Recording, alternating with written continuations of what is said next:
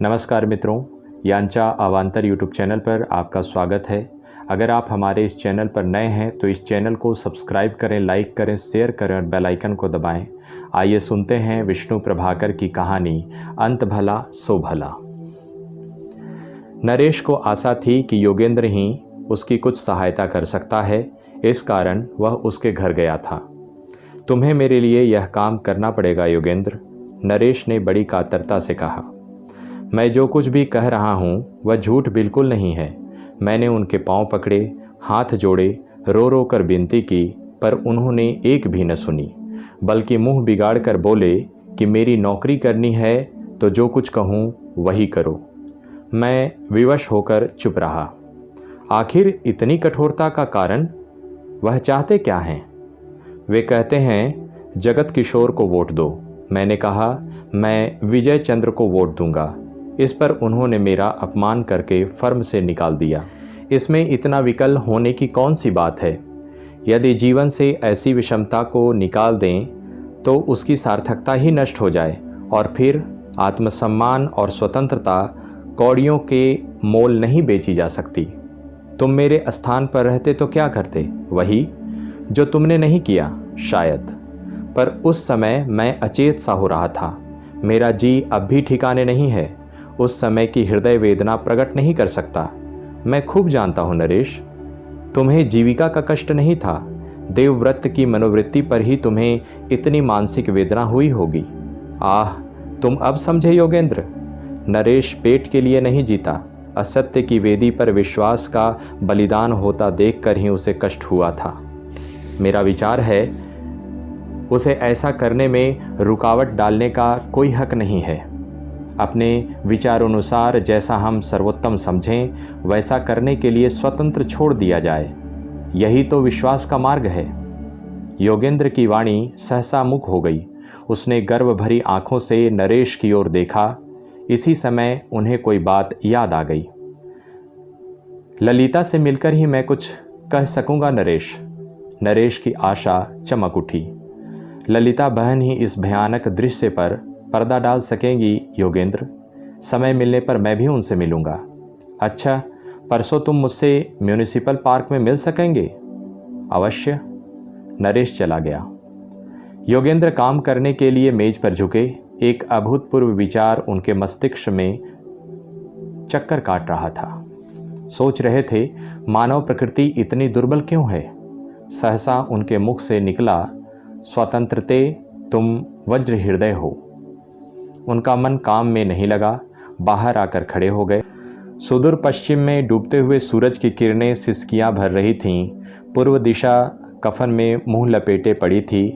कोई भूला भटका पक्षी सवेरे के लिए जगह ढूंढ रहा था और पास के पेड़ पर उल्लू पंख फड़फड़ाकर नींद की खुमारी उतार रहा था।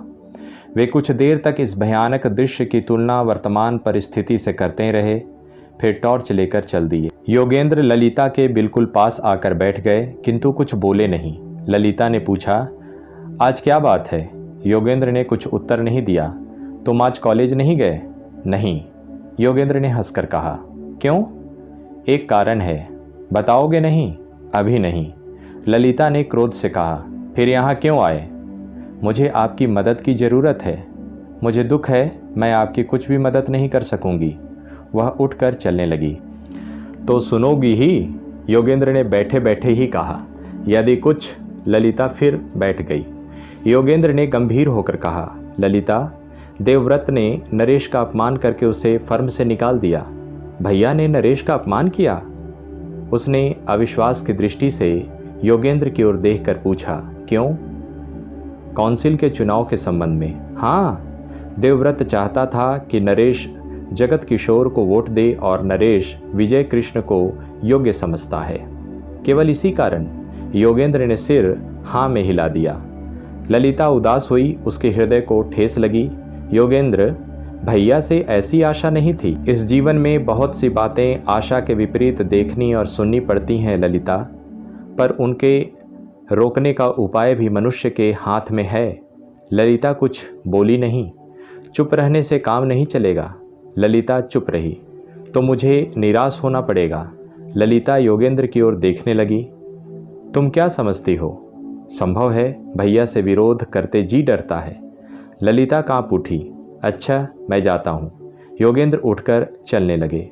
ललिता दौड़कर उनसे चिपट गई और रोती हुई बोली, क्या तुम समझते हो कि मैं तुम्हारा विरोध करूंगी? किसी के मन को समझने की कोशिश तो आप करते ही नहीं। योगेंद्र इतने के लिए तैयार नहीं थे। वे घबरा गए। उन्होंने कहा, ललिता, मैं तो तुमसे सलाह करने, सहायता लेने आया था, परंतु तुमने उल्टा झंझट में डाल दिया। ललिता ने आंसू पोंछते हुए कहा, योगेंद्र, मैं अंत समय तक तुम्हारी सहायता करूंगी। क्या सहायता करोगी? जो कुछ हो। भैया को समझाऊं? नहीं। क्यों? हृदय की गुत्थी केवल बातों से नहीं सुलझ सकती। फिर उसके लिए तो ठोस काम की जरूरत है। बताइए। मंत्रणा करने के लिए भीतर के कमरे में दोनों चले गए। एक दिन दोनों घनिष्ठ मित्र थे, पर आज विरोधी बनना पड़ा। राष्ट्रीय महासभा कांग्रेस ने विजय कृष्ण को चुना तो हिंदू महासभा ने जगत किशोर को काउंसिल में भेजना चाहा। यहीं से विरोध का आरंभ हुआ। पार्टियां बनी, एक दूसरे से बढ़ चढ़कर वादे होने लगे। व्याख्यानों की धूम मची। जिनकी ओर देखने से घृणा होती थी, उनसे वे बातें करते नहीं अघाते। जिनसे कभी बात तक नहीं की, वे अब बहुत समीप के नातेदार बन गए। राष्ट्र के लिए ही राष्ट्रभक्त आपस में पैंतरे बदलने लगे। पान बीड़ी वालों की खूब बन आई। तांगे, लॉरी और बसों की चहल पहल चौगुनी हो गई। यार लोगों ने भी जेबें गरम की। उस दिन नगर में कांग्रेस की मीटिंग होने को थी। खूब तैयारियां की गई। चुनाव की लड़ाई लड़नी थी। नगर के प्रमुख पुरुषों को खास तौर से बुलाया गया। प्रसिद्ध राष्ट्रभक्त नेता विभू जी बाहर से पधारे। उत्साह था, उमंगें थीं, देशभक्ति की लहर नस नस में दौड़ रही थी। भारत माता के जय घोष के साथ उत्सव आरंभ हुआ। परंतु बीच में कुछ मनचले हिंदू युवकों ने कांग्रेस मुर्दाबाद और हिंदू सभा जिंदाबाद का तुमुल घोष करके शोर मचा दिया। बातों बातों में तड़ातड़ी मच गई। रंग में भंग हो गया। लोग बरसों की गड़ी हुई दुश्मनी निकालने लगे। पुलिस वालों ने आकर लाठियां बरसाना आरंभ कर दिया। उनके लिए भी पुरानी कसर निकालने का अच्छा अवसर था। एक कोने में स्त्रियां भी बैठी थीं। वे भी न बच सकीं। उस पर तुर्रा यह कि जो कुछ भी हुआ वह भारत माता की रक्षा के लिए ही था। भीड़ बिखर चुकी थी। अब घायलों की तलाश होने लगी। हिंदू महासभा के हिमायतियों के कई प्रमुख व्यक्ति घायल हुए थे। कांग्रेस की ओर से नरेश और ललिता को गहरे घाव आए थे। किसी प्रकार एम्बुलेंस कार में डालकर उन्हें आर्य अस्पताल में लाया गया। डॉक्टर राजन ने घायलों का निरीक्षण किया। वे कहने लगे, किसी भी बात का आदी बनना दुर्गुण है। बाहर की लड़ाई समाप्त होते ही ये लोग घर में लड़ने लगे। नरेश ने कराहते हुए कहा, जिसमें बाधा नहीं है, बंधन नहीं है। कला वहीं खिलती है। लड़ाई उसी समय तक होती है जब तक वासना की प्यास नहीं बुझती। परंतु डॉक्टर राजन, कभी कभी इन बातों का परिणाम सुंदर भी हो जाता है। वासना की प्यास तो दो ही प्रकार से बुझ सकती है, एक तो अमर निराशा से और दूसरी फल की प्राप्ति से। ये दोनों ही असंभव हैं। इतना कहकर नरेश ने करवट बदली। उसी समय देवव्रत ने प्रवेश किया। लज्जा और ग्लानि से उसका चेहरा उतर रहा था। वह धीरे से ललिता की खाट के पास बैठ गया। उसके सामने ललिता का मूर्छित कलेवर पड़ा हुआ था। उन्होंने करुणा विगलित कंपित वाणी से पुकारा, ललिता। ललिता ने आंखें खोली। उन आंखों में जीवन संध्या की अतृप्त अभिलाषा मुस्कुरा रही थी। देवव्रत के हृदय में व्यथा से धक्का लगा। आंखों से झरझर पानी बहने लगा। एक गहरी सांस लेकर वे बोले, ललिता प्यारी बहन, तुम्हें कहाँ चोट लगी है? भैया, ललिता ने किसी प्रकार इतना कहा और फिर आंखें बंद कर लीं। देवव्रत कुछ कहना चाहता था, पर उसकी दृष्टि नरेश पर पड़ गई। अब तक सिर से रक्त बह रहा था। देवव्रत की आंखों के सामने से पर्दा हट गया। पैरों के तले की जमीन चक्कर खाने लगी। वह लोभ था, पैसा बटोरने की इच्छा थी। माँ का तो केवल बहाना था। उफ, राष्ट्र और समाज के कारण मनुष्य इतना पतित हो सकता है? स्वार्थ ही तो है, भले ही समाज का हो, परंतु जब उसमें अपना अंश है तो वह अपना ही है। समाज और राष्ट्र, जीवन और जाति सब स्वार्थ के बंधन से बंधे हुए विद्वेष क्रूरता के प्रचारक हैं। उसने बाहर झांक कर देखा। शहर में सन्नाटा था। चौराहों पर लाल पगड़ी चमक रही थी। आकाश में सूरज खूनी आंखों से पृथ्वी को घूर रहा था। बादल के छोटे छोटे टुकड़े मनुष्य की दीनता पर आंसू बहाते हुए घूम रहे थे। देवव्रत कुछ देर तक उन्हें देखता रहा, फिर नरेश के सिरहाने बैठकर आदर से उसके सिर पर हाथ फेरता हुआ बोला, नरेश, मुझे क्षमा कर दोगे? नरेश चौंक पड़ा। तुम? उसके हृदय में प्रसन्नता थिरकने लगा। देवव्रत अब भी याचना का प्याला छलका रहा था। विश्व के रंगमंच पर कितने ही दिन समय की गोद में खेल गए। ललिता अस्पताल के एक कमरे में बैठकर कोई पुस्तक पढ़ रही थी। इतने में किसी ने पीछे से आकर उसके कंधे पर अपना हाथ रख दिया। ललिता ने चौंक कर देखा, वह योगेंद्र था।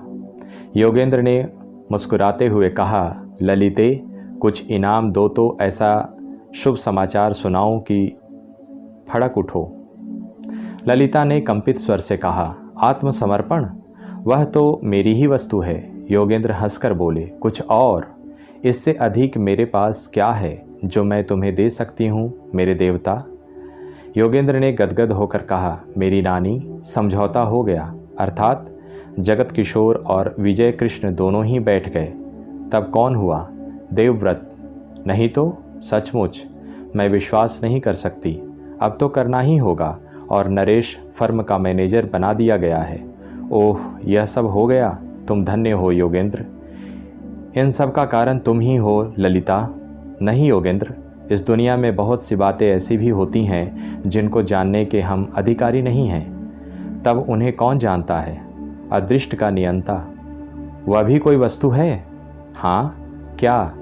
अनंत विश्वास की अस्पष्ट छाया। योगेंद्र की आकृति खिल गई।